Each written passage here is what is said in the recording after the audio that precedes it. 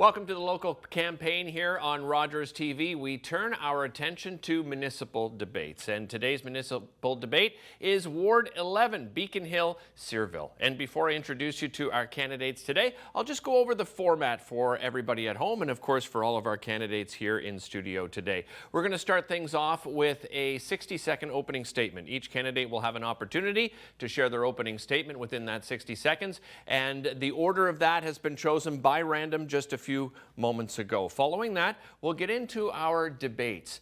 I will ask a question or present a topic to one of our candidates in that order that I'll describe in just a moment, and they will have 45 seconds to answer that question, and then I will open everything up for debate, and each candidate will feel free to jump in. We'll go through that same process for a few questions, and then at the end of all of that, we will do our closing statements.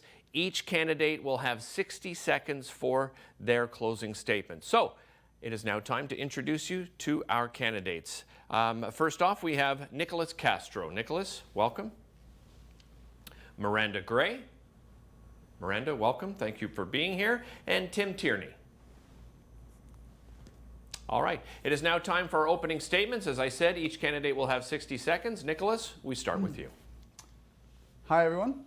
I'd like to give a big thank you to Derick, our moderator, as well as everyone else involved in organizing this debate, and my fellow candidates for their participation. I will address the elephant in the room. I am 21. I do not have the experience of my fellow candidates, and I will most likely not have the answer to every question asked here today. So why should you vote for me? Well, every day we hear people say the same thing. Politics is the same old, same old. So I'm offering you something new. Bring a new voice to City Council. Someone from a demographic that is not usually represented in politics. I am living the life, putting it together for myself, paying rent, and all the issues that you have, I have as well. So please consider voting for me, Nicolas Castro, on October 24th. Thank you. Excellent. Thank you very much, Nicolas. Next up is Miranda Gray. Miranda, you have 60 seconds. Hi, my name is Miranda, and I'm running for Beacon Hill-Cyrville because I think it is time for Tim Tierney to step away. It's not that I believe everything I offer is perfect or that everything Nicolas would offer is perfect. It's just time for a change because he's been there a long time. I am a community activist and a frequent flyer at City Hall, making delegations at various different committees on various topics. My background is an IT specialist. My job there is to ask the questions as a manager of the people and make sure that the responses we get in reports are clear answers. And I think that's experience that I would bring to City Hall that is important. Thank you. All right. Thank you very much, Miranda. Tim Tierney, over to you. You have 60 seconds for your opening statement. Great. Thank you very much, Rogers television viewers, and I'm very excited for today's debate. I actually started as a community activist and live in the actual area of Beacon Hill-Cyrville, so I actually have a true understanding of what happens within the neighborhood. That being said, I do have a track record of delivering results based on what I hear at the doors, whether it's the Richcraft Sensplex, the Pineview Community Hub. We look at the Pat Clark Community Center for seniors, and now the completion of the Beacon Hill Community Center. While I'm sometimes pragmatic and a little bit boring at times, I just focus on getting things done, and I don't get involved in all the games that we see have taken place recently. Pour les résidents français dans le quartier de Beacon Hill-Cyrville, mon bureau, mon équipe, mon site web, mon courriel, mon bulletin en français et en anglais, c'est très important pour les résidents dans la ville d'Ottawa. This October 24th, I ask you to vote Tim Tierney. Thank you. All right. Thank you very much to all the candidates. That does it for our opening statements. I'll now begin with our first question, first topic for debate, and we start with you, Nicolas Castro. Many feel there's been a lack of transparency, a lack of public consultation when it comes to many major projects, even some smaller projects. How do you think we can get more residents involved to have their views heard around City Council? You have 45 seconds. Thank you, Derick. It's funny. In my home neighborhood, I see these signs go up for development projects. And they say, you know, make your thoughts heard. Contact City Council at these contact addresses.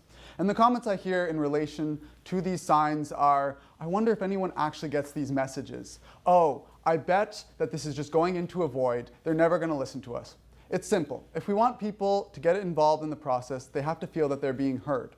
They need to feel that when they have a grievance, it is being considered. And so it is true that accountability and transparency is incredibly important for government, and we need to make people feel that they're being heard so that they want to participate. All right, I will now open this up for debate. The floor is open. Please jump in at any time. Yeah, first of all, thank you to my opponent. I think those are some very terrific points, and I truly believe that we're moving in the right direction, but we're not there yet. Nicolas is quite correct. I've been very much advocating for having more transparency. I was actually one of the ones that pushed for engageottawa.ca that allows for those online community discussions. Yet but then you hold consultations with the other East End councillors. How can they talk about Beacon Hill-Cyrville when it's really an Orleans discussion? You did that for budget. Well, you've done that for transit. Well, let's return back to the ward that we're running for. Right, but is Beacon the ward Hill-Cyrville. needs to know about the budget as well. Just to continue on and get a couple more points in, I work very closely with our community associations. The big issues that we have is mainstream media and local papers are, unfortunately, we don't even have a local paper if you're not aware, because you don't live in the neighborhood. I know there's no local but there's no local paper within the neighborhood, which makes it that much more challenging to get the message out. So it's really dependent Tim, are you getting on people getting that aren't the part of a message community out. association? So when it comes to things renters, like, for example. I actually do physical mailings. I made that part of my 2010 campaign promise. I've always delivered on it because not everybody is online, and getting that message out is very, very critical. Okay, Tim, I'll just let Miranda, you go ahead. It's funny how many people at the door do not know their councillor's name. That has been my experience knocking on doors. So back to some of the other online engagement opportunities I think that are very important is looking at more transparency when it comes to road resurfacing projects, something I pushed very hard for. So You're now in you the can inner find circle. How all can you the argue for infrastructure transparency projects when you've and been road part of resurfacing online? obstructing Because people want to discussions? know when their roads are going to be resurfaced, and people actually have the right to know when the roads are going to be resurfaced. And beyond so there's roads, still what quite do a you way have? to go. I'm just going to jump in here. Yeah. I completely agree with Mr. Tierney that a local paper is extremely important for a community. I had the privilege of growing up in Canada, also in the city of Ottawa, where we did have a community paper. And we knew about all the road resurfacing projects. We knew all about what our local councillor was doing. This is a very important topic, and I think we can completely agree that this is important. That's great, but there isn't one. Yeah, it and so- doesn't matter how much we want a newspaper. There isn't a community newspaper, and there isn't money in advertising to run a community newspaper. But I think I pointed out quite clearly, and Nicolas is quite correct. I'm actually fulfilling that void that actually currently exists. I put out 4 quarterly publications in a physical format for residents that simply don't have access to online. We go through our community groups. I've amassed a mass email list that I use on a regular basis. We work very hard on Facebook. I'm looking for what alternatives that may be proposed through my opponents, but I think we've covered a lot of those bases. I don't think it's just about community associations. We need to reach out to other groups. Community association, listen. Not just community associations. I have 4 community associations. I invite you to name them. That's not the point. There's No, also it is the renters point. and buildings. If you want to know about community, you have to be in the community. You have to know the associations. So I'll take any kind If of you want to talk to criticism. new people, you terrific, have to but get I'll out tell and you, talk to them. I attend all community association meetings. I know them all. I'll inform you. Pineview Community Association, Yes, I'm Beacon aware. Hill Community Association, Rothwell Community Association, Carson Grove Community Association. And what about all the people that don't live in one of those footprints? And, Places where we and they haven't get got the a physical community mailing association. that actually goes to their But door. what have you done to help build a community association to strengthen the community Actually, so that you thank can you consult for with that. them? I noticed there's some time on the clock here. Actually, before I became a politician, I was actually the one that reinstated the Beacon Hill North That's great, Community but what about the other Association. areas? I helped reinstate and working with the president, Heather Scott, at the Pineview Community Association. So what have you done for renters in areas that are going to be redeveloped? Well, that's a whole other topic, and I got 10 seconds on the clock, but certainly working with the entire community, and if we're talking communications now, which we've been trying to talk about, I've been very, very out there. I think my office is probably the strongest in All right, that's time. Thank you all for that, for the opening. Nicolas, you have 30 seconds to wrap up this topic. Thank you. So I was happy to let them talk, have their moment, but I would like to just jump in here with a promise from myself. I believe that it is wonderful that Mr. Tierney is putting out this publication from his office. But the benefit of a community neighborhood paper is that they're willing to criticize the people in power when necessary, which means that it's very important that our publications be removed from the councillor's office and moved towards these community associations, and as a promise, I promise to fight for. Excellent. Thank you all for that. Next question, next topic to you, Miranda. You'll have 45 seconds. You both touched on housing. Let's talk affordable housing, in particular affordable rental housing. We've called this a crisis here in the city of Ottawa. Not a lot, unfortunately, has been done. What are some of the solutions you'd bring to the table to help tackle this housing crisis? Miranda? Sure. I think Beacon Hill-Cyrville is right on the precipice of making major changes to its housing. So we're going to see more infill, and we need to have discussion about that. And we need to have discussion so that we're all level set on what affordable means for average people in Beacon Hill-Cyrville. Having looked at housing in the neighborhood, as Councillor points out, I don't live there currently yet, it is very challenging. There's just not a lot that isn't your standard townhouse. And if you have a family that's bigger than that, or you want to live multi-generational, we don't have that. So as we add stock in that area, we need to look at flexible housing that's deeply affordable for more than the nuclear family and for families where there's only one income earner. It's the one income families that are struggling in our area. All right, thank you very much. That's good for the opening. I now open the floor to all candidates. Feel free to jump in on the topic. I think that we definitely need a very policy-based approach to affordable housing. We have seen many instances of developers promising affordable housing and not delivering. And so I think that the city needs to use the powers at its disposal, both the carrot and the stick. Perhaps tax rebates for developers that do deliver on affordable housing. And we need to step up where the province is not in delivering fines to those developers that do not deliver on affordable housing. Yeah, and again, you're quite correct. We need more tools in our toolbox to be able to address a lot of these issues. We talk about inclusionary zoning. We talk about all these things that will have to take place in the official plan when it finally gets ratified, when it gets ratified.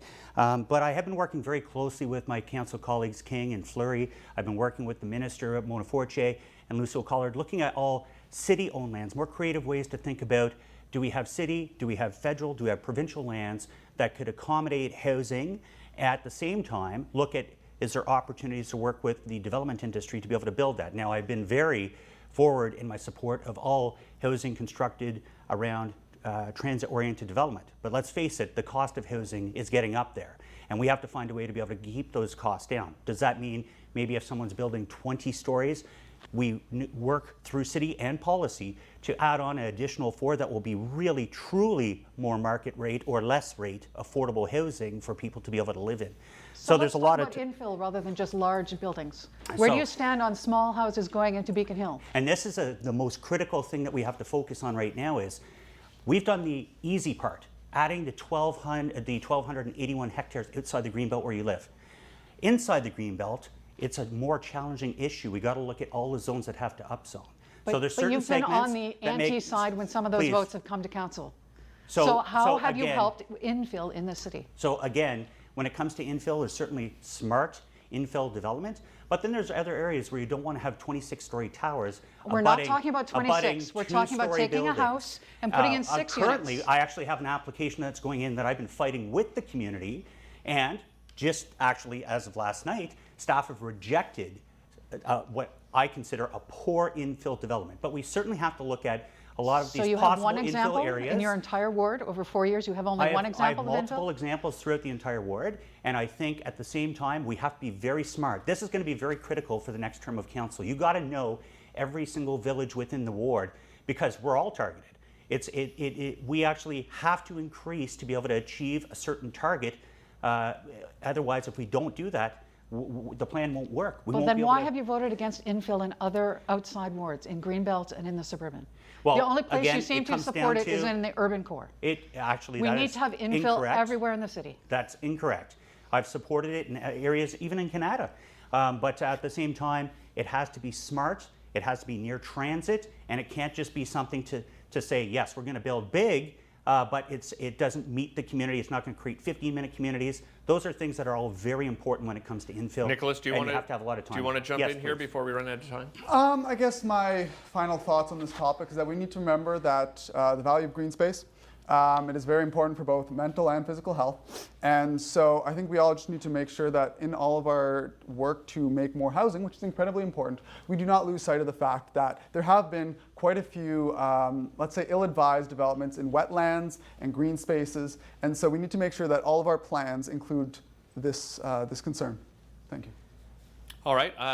You know what? We'll wrap that up here. And Miranda, you have 30 seconds to wrap up the topic yourself here. With respect to others, it's not wetlands that we're talking about in our area. It's not necessarily about green space. It's often about redeveloping a strip mall so that it can have housing above retail, so that it's walkable, so that there are houses nearby that can support the small restaurants, the bakeries, the butcher shops, all those services that make for communities that you can live in without a car. When you take a look at our area, people are dependent on the bus or their car. That's incredibly expensive.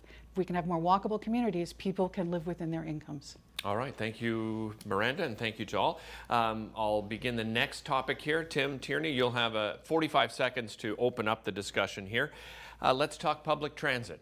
Public transit needs to be affordable, it needs to be reliable, it needs to be accessible.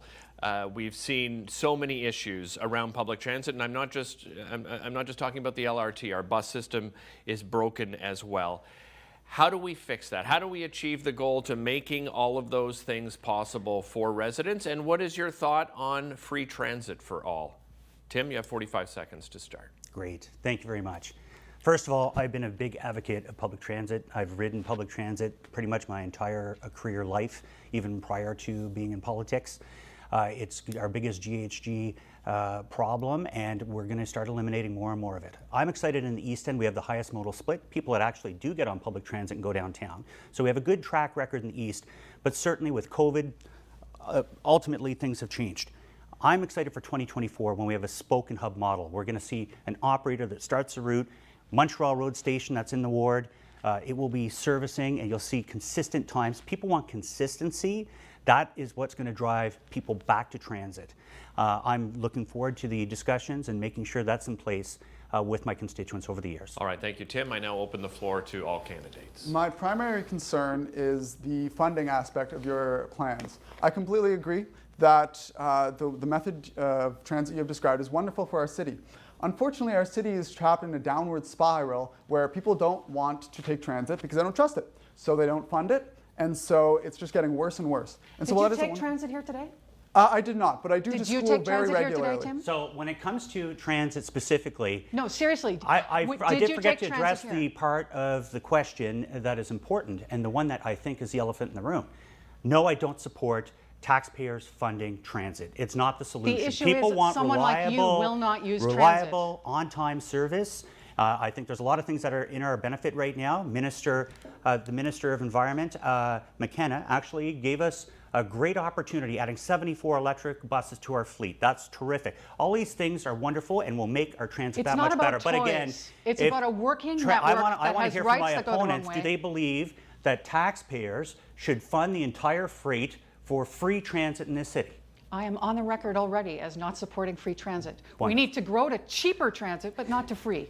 When is We the agree on last that. time you took transit to your office downtown? I was actually on the train yesterday. For something where you had to be at a particular time?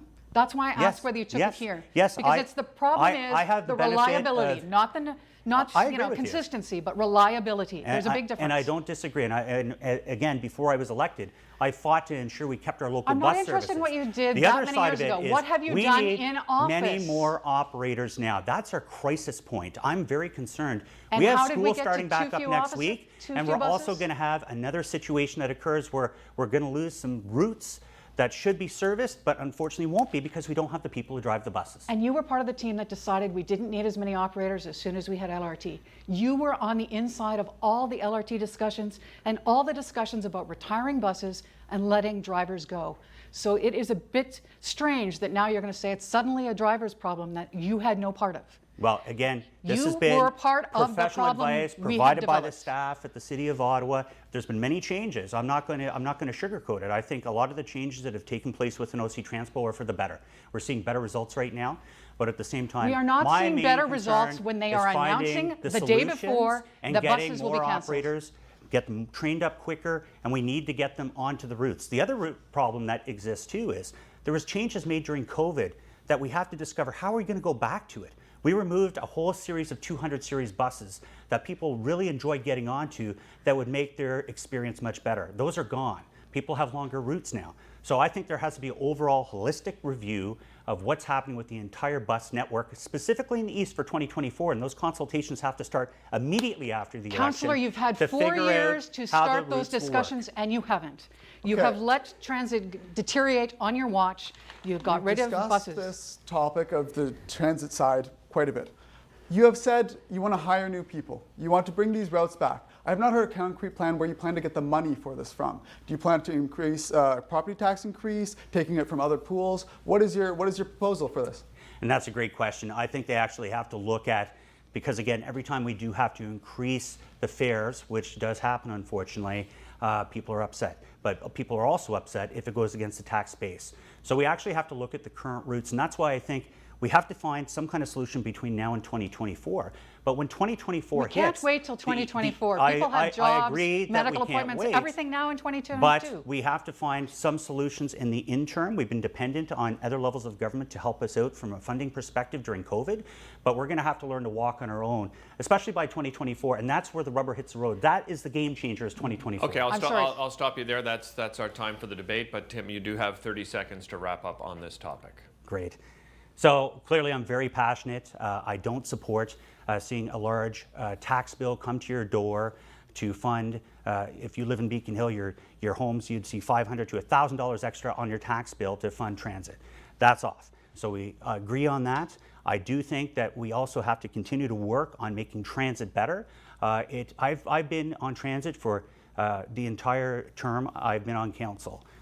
Entire 3 terms actually, and I want to make it better because I believe we have to get people out of their cars and onto the buses. All right, time's up for that. We turn our attention to the next topic, and I will start back again with you, Nicolas.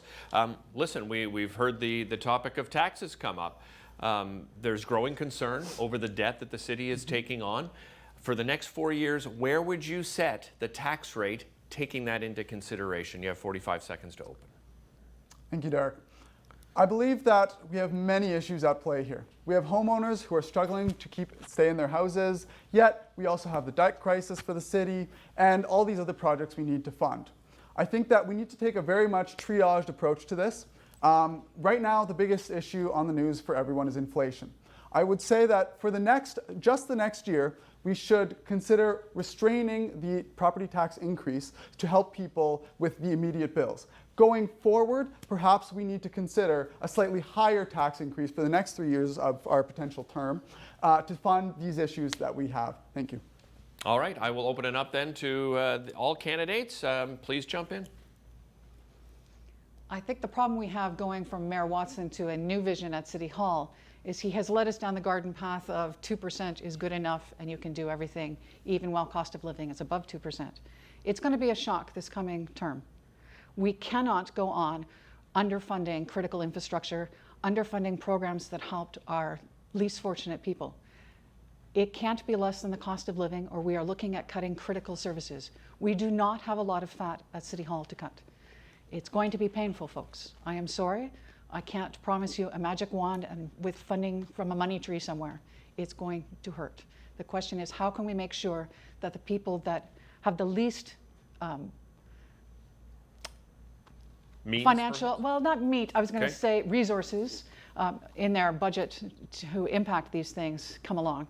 When we take a look at people that are on disability who already can't afford food all the month or medicine, even with support from the government, we really have to make sure that they are not impacted. When it comes to people that have more resources, we're going to have to affect them. The problem is the city does not have the tools it needs to raise the money it needs in this era. And that's an Ontario and Canada-wide problem. We're going to have to tackle that as a society. We can't do it just within the city. So I think this next 4 years is going to be the most critical that the City of Ottawa has ever had to endeavor. Between COVID and everything that's happened, we have some big challenges coming down the pipe. Forget cost of your homes, but we do have an impact assessment coming down the pipe, which is going to be a quick 8-year catch-up that people are going to be shocked by, because Beacon Hill-Cyrville, being inside the Greenbelt, is a very valuable community. So the rate that your taxes are calculated on is based on that market rate that they're going to set. I have a lot of seniors that are already concerned what they're paying right now, even at 3%. I unfortunately disagree with my opponent. I think we have to look at how can we tighten our belts, and there is always opportunities for that. But then there's also discussions about about, and other something you people would within cut. the city have spoken about the fact we've done a lot of very progressive things. We've moved forward on a lot of projects. Unfortunately, we're going to specific. have Name to. something progressive We're going to that have to cut actually funding. say, you know what? If we have some great ideas in the future, we might have to hit pause for a while. We might have to do line by line and look at every aspect. But I am concerned. We actually bulk buy fuel in the city. Those contracts are coming up. There's going to be increased costs. But I'm not going to go around like the boogeyman and say, I'm going to go to City Hall and, sorry guys, you're going to have a 6% tax increase. My focus will be 3, 2, possibly less, I hope. But I do agree it's going to be a very difficult 4 years. You need someone that knows the files in and out. And guess what? The job starts November 15th. You're in office. You got to get going. And budget's the first thing that's there. I bring experience. Please elect me on October 24th. About the only thing we agree on is that we need to go through the budget line by line. My suggestion, and I made it during council, during the last 2 budget consultations, is that outside of the normal cycle, we need to review one department and go through it line by line. We are not going to magically on the floor at City Council find money, because at that point, it is way too embedded in. The consultations with communities happen so late in the budget cycle, there is no way to ever make those changes. You can't consult in September for a $1 billion budget that's been in the works for 9 months. You have to move that forward, and we have to go through it line by line. I'm disappointed your ideas, we need to make changes, but you don't have an example. I actually wish it was a $1 billion budget. It's a $4 billion budget. But even on that front, absolutely, there's a lot of opportunities. We saw a big change back about 8 years ago where there was a whole management structure change. There was a whole bunch of employees, unfortunately, we did have to let go and make those changes. We still adapted, we still worked, and we still provided all the services. So your suggestion is we lose more staff So, to All balance right, the budget? okay, our Find a time is delicate up for this balance. particular topic, but you, Nicolas, you have 30 seconds to wrap up on this topic. Thank you. We've discussed many strategies, many plans that we have. The big issue is, how is it going to impact you? I definitely believe that we're going to need to do a big review of how many people are going to not be able to afford their mortgage. How many people are going to struggle with these tax increases we need to do? Now, personally, I'm going to make some enemies with this. I think we should definitely focus on the big developers who are making big profits in where we put our taxes. Thank you. All right, thank you very much to all 3 of you. Miranda, I turn my attention to you. You'll have 45 seconds to open the next topic. Some people, advocates here in the city of Ottawa, have looked at defunding the police, freezing the police budget, and allocating some of that budget towards municipally funded government services. Where do you feel the budget can be brought back to open up a little bit of these social services to help with different issues here in the city of Ottawa? Thank you, Derick. I think defunding is not the word I would choose. I choose detasking and reassigning the funds. I don't believe that when we change who does the work, it's going to be cheaper. In particular, I think during the transition, it may unfortunately be more costly. When we take a look at all the mental health calls our police officers take on, those are ones I would start. Unless there is reason to believe that there is a weapon in the house or that there's been violence, I think it's reasonable to suggest that there should be some other advocacy group that is more approachable and less scary than the police. When the police are intervening in something with guns, I want them to be scary. But when they're speaking to someone who's having a mental health crisis and believes that the powers are after them, we need someone that's more friendly, a community voice. All right, I open up the floor to all candidates. Feel free to jump in on the topic. So I've actually been working very close on this to be able to say we need our professionally trained police officers to do their job. There's a lot of things that they don't need to be doing. Red Blacks games, hanging out at construction sites. If it wasn't for COVID, we were actually on the cusp of actually moving to a divisional model where we could actually have traffic enforcement people versus our professionally trained police that we really need to do jobs. We've seen an increase rise of nonviolent crime within the city. We've seen a lot of petty theft and vandalism within our community, and we need the police on the streets. Automated speed enforcement cameras within front of school zones. They've been very effective. Again, that's something where we don't have to pay a very expensive police officer to sit to do the job. These are all the tools where we're looking to reduce. Now, when it comes to mental health, which is extremely important, we made a really critical decision to actually try to work with the police force and work to a model where if a call comes in and it can be determined that it's a mental health related issue, that it moves over to a different division. That work with Donna Gray and the entire group within the city is going ahead still, and I look forward to that because I do believe that we do actually have to hive off some of the things that don't require police presence versus what they do. But I want to be very firm. I think we have to have police in our communities. It's deadly important. I'm seeing a lot of issues. I think deadly is the right firsthand. word. I mean, we did have a no-knock intervention in your ward that resulted in the death, and that was a violent approach into a room.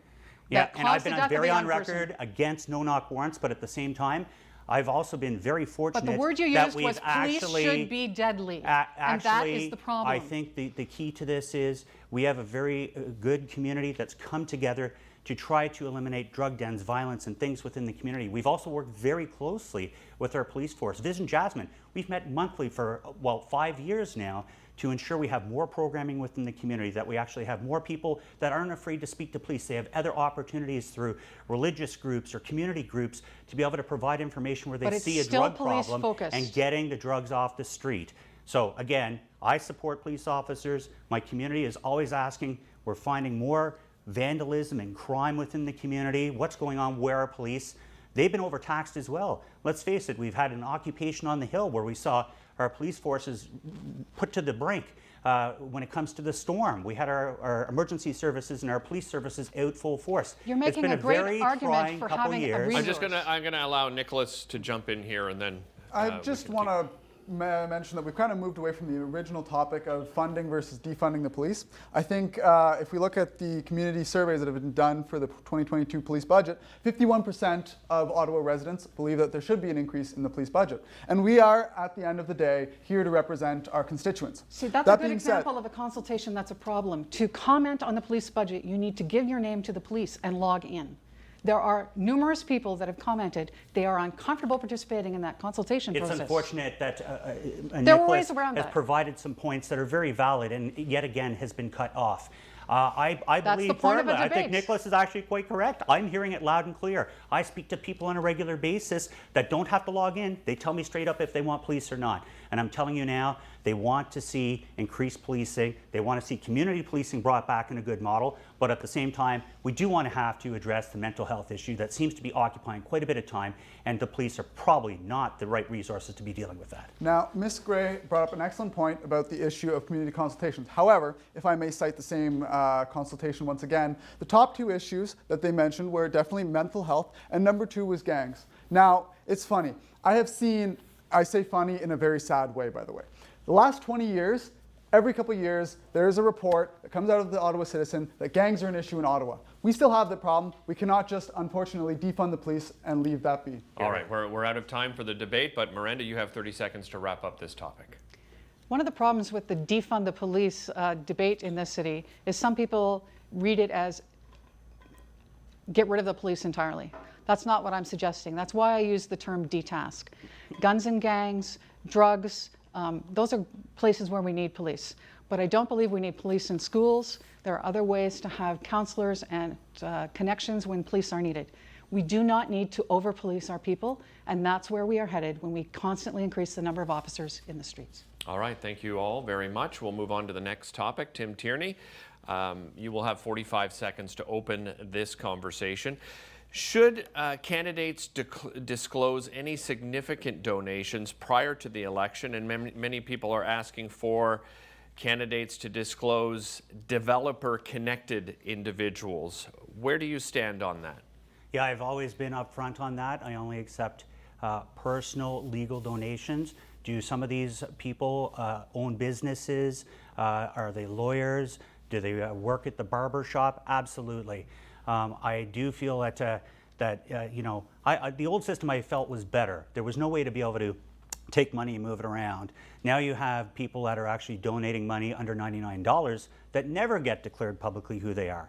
That's a bit of a challenge. I think it was more transparent in the previous way, but at the same time, there's no influence over myself. I feel any personal donation is great. I'm not rich, and I need that to be able to operate a campaign. So I'll leave it at that. All right, I'll open up the discussion to all candidates on the floor. I'm not a particularly great person to talk on this because I'm very open about how I have gone to protest against developers developing these forests that I love. And so personally, I would be very much for a disclosure of any developer-related donations to a campaign. And I would personally think that any sort of big city issue, there should perhaps be a review of for those topics, perhaps those developers who own the companies maybe should not be participating and donating, as they are just too much of a conflict of interest. Well, I'm on record that I'm not taking any donations from developer-related people. It's not because I don't think they shouldn't be involved in the political process. It's just they have a lot of involvement already, and they certainly, it adds a distasteful taste to the whole process of being open. So if you take a look at the online donations from 2018, you can see Tim Tierney's record on how many developers donated. There's lots of people that donated that were beyond your ward, that were related to the development industry, and you've said you'd take those donations again. So you take developer donations, whether it swings your vote or not. So the problem is again, you take the donations. The real challenge here is I actually have people, and yes, there certainly are developers that call me up on a regular basis. Why do I have a hole in my street? Why is the light bulb out? I have lots of those. Definitely, it's all public information. We have to file for the public. We have to get an audit, by the way, that actually shows this. But I just want to be very clear. As councillors, there is no influence. City staff, professional city staff, are the ones that write the reports. Those are the ones, if they were receiving money, yes, there certainly would be an issue. But in no way would I ever be swayed. I've actually voted against many developers in favor of a staff recommendation against. I'm just actually running into one right now. And I think people know very clearly you can't influence based on a donation. You can influence on lobbying, and when I take a look at the lobbyist report, I can see who's been to your office to speak to you. Well, actually, the lobbyist registry is a good thing because we actually helped bring that in. I brought it in. I agree it's a good thing, but it also shows who gets your ear. Well, you know, again, people do come down to make their cases for a multitude of things, and it's not just development related. We actually have people that come in that want to see increased programming for swimming or aquatics. We have lots of different groups that come in. Having the lobby registry is critical to see who's seen who. Does it influence anything? No. Does it educate people? Absolutely. If someone wants to come in and talk about a construction project that they have in a neighborhood, they better come to me and tell me what they're going to do for 15-minute communities and how it's going to actually help that community. But yet none of that becomes public because you don't invite them to a public consultation where they can make that to the community. Well, again, under the provincial law, this is how it operates. They're certainly allowed to come in and speak to elected officials, educate them, and then, you know, again, if it's within your own ward, that's where you have the opportunity to say, should we have a public consultation? Should we actually get out to the public and get their feedback? I've been very successful within Rothwell recently. We got the community together on multiple meetings. We're talking 300 people. And we were very angry with the development that was going in, and I'm very proud, as of yesterday, staff have refused the application for that tower. That's how you make a community work. You bond together, and you ensure that you actually do what the community wishes, not what I want. Tim's going to have an opportunity to wrap up this topic, so I just like to go over it. I just wanted to jump in that I would, much of what you said is great. I would disagree on the fact that these things cannot influence a vote. Personally, I have not a whole lot of money to put in this campaign. If a developer were to come along and offer me, you know, a large, generous donation to help my campaign, that would be very helpful to me. And it's a hard decision to say, no, I don't want that money, and I've got to, you know, maybe cough up some of my own money. So I just want to be clear that I think it can actually influence a councillor's position. So I'd like to see Councillor Tim take on the stance that other people have had and release your donors list before Election Day. Show us who has donated. Then we can judge for ourselves whether they're developers, not developers, residents of your ward, or not residents of your ward. All right, so we'll stop the debate there, and Tim, you have 30 seconds to wrap up on this topic. Great, wonderful, thank you very much. First of all, I do run a great community campaign. We do a lot of great community fundraisers. I just had my kickoff on Friday where we had over 200 people show up.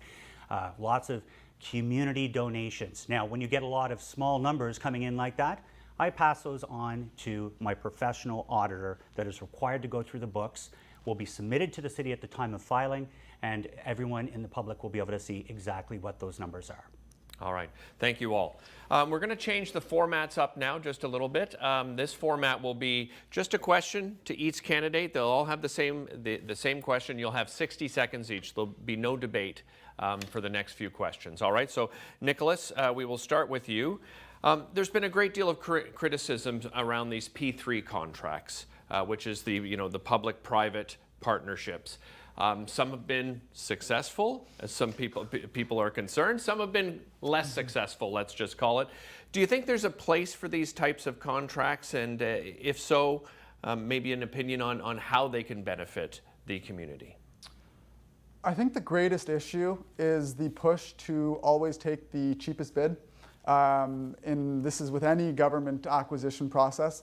I think that there is a place for them in the community if we are taking a system that is proven to be effective in whatever task we are wanting to acquire it for, then yes, perhaps there is a place for it. But we've seen now there is plenty of evidence where these do not work out for us. And so we need to be a lot more careful about not just signing off, okay, what's the cheapest way we can do this? We really need to take a more nuanced approach to, okay, maybe we want to spend a lot more of our own money to get a better product or a better service. Thank you. All right, okay, thank you very much. Miranda, over to you. You have 60 seconds on the same topic.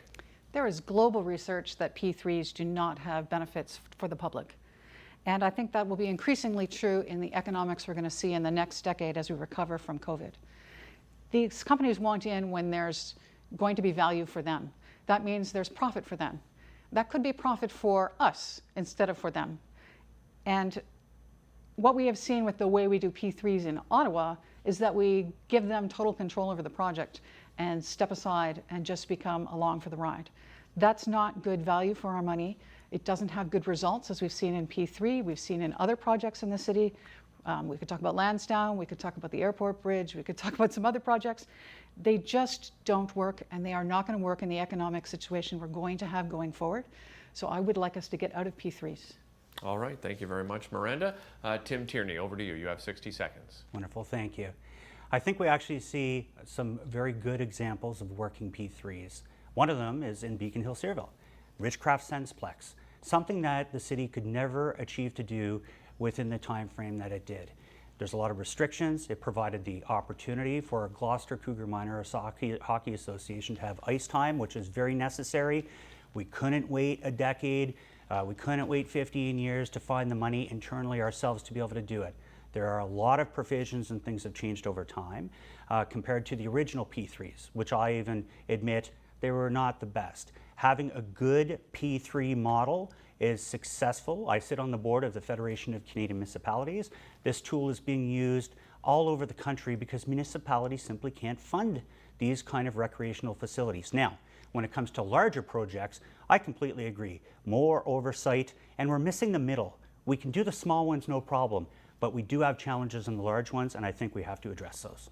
All right, thank you very much. We'll move on to the next question, and it'll be for you, Miranda Gray. When it comes to active transportation, people have been talking about this quite a bit. What solutions do you have in making Ottawa a more active, transportation-friendly city? Well, I have chosen active transportation as a lifestyle in that I don't own a car, and I'm either a walker, a cyclist, or a bus user. And I think that needs to be something that's an option for people everywhere. So that means we need to connect our bicycle networks. Well, occasionally they end in mid-lane and the cyclist just has to figure out where to go and hope that the car isn't there. We also have some missing pathways which we need to fill out so that it's safe to walk. It's remarkable how many children in our neighborhood do not have a safe way to walk to their school or to bike to their school. So I would like to see us activate the walking school bus program and the biking school bus program. I think that's also going to help us this fall when we're short on school bus drivers and city bus drivers. It's just going to be short all around, and these kids are healthier when they walk. We're all healthier, so it pays off to invest in these things. Tim, over to you. 60 seconds on the same topic. Great, thank you very much. As chair of Transportation Committee, I actually take this really to heart. Having the connections. And it's something actually, funny enough, back in 2010, I was sitting with a good friend on Transportation Committee, Rainer Blois, former Councillor Rainer Blois. And we actually were pointing out to staff, why are you showing us all these new bike paths, but you're not showing the missing links in between all those bike paths? And I am very proud of my record when it comes to what I've done within the community. Shefford Road, multi-use pathway, very, very well used, keeping people safe. Ogilvie Road, multi-use pathway. Cyrville Road, multi-use pathway. And now we're also seeing the integration of multi-use pathways between the stations. You can actually see the construction, if you're in the east end of the city, taking place alongside the highway, connecting Montreal Road Station to Blair Station. These are the gaps that have to be filled. Now, I think there's also an opportunity, because Gloucester was a great city at the time, didn't have all the pathways, didn't have the sidewalks that are required, and we have to complete that work. All right, thank you very much. Nicholas, you have 60 seconds on the same topic. I've always been very proud of where we are as a city already on this topic. I know there's some cities that are much worse off than us, and it's definitely a point of pride. I was able to walk to both elementary school and high school, and it was wonderful. It was great to get out, get moving, and I think this is definitely something that I greatly support an expansion of in our city. I think that there are many places where we can invest the money to make this better. The issue is always the money. And so I think that this is something that I would prioritize in terms of funding. Thank you. All right, we'll move on to the next topic. I'll start with you, Tim, on this one. Again, each candidate will have 60 seconds to answer. The City of Ottawa has a master climate plan, but people are considering that we need more of a climate emergency action plan. If you were to put something like that in place, what would you recommend be a part of that plan? Yeah, that's a terrific question, and I think we're experiencing what they call, the 100-year storms. It feels like every month now. The city has to do better in many respects when it comes to communication. I felt the storm that we had, we were kind of left on our own at many times, dealing with our constituents, trying to get the messaging in and out. There has to be a heavy focus on that. But when it comes to climate change overall, I'm very happy that we made the adaptation to any motions or any recommendations go forward. We have to have a climate lens on that. And you're starting to see a lot of things changing. I think decisions are being made that wouldn't have been made in the past. For example, I have a dog park. It's a solar-powered light in the dog park. I got a solar-powered splash pad. All these decisions to try to actually help the climate reduce GHGs. But coming back to the storm aspect, I think we have to prepare in a better way for emergency management, and I know that they're actually working on that actively because nobody wants to relive that storm again. Okay, thank you very much, Tim. Nicholas, over to you. 60 seconds for the same topic. Thank you. I have been one of those crazy teenagers waving signs on Parliament Hill. I've gone on the marches downtown. You can trust me to always prioritize what is best for our world. Now, the nice thing, the silver lining with the 100-year storms is that people are finally waking up to the fact that this is a critical issue of our time.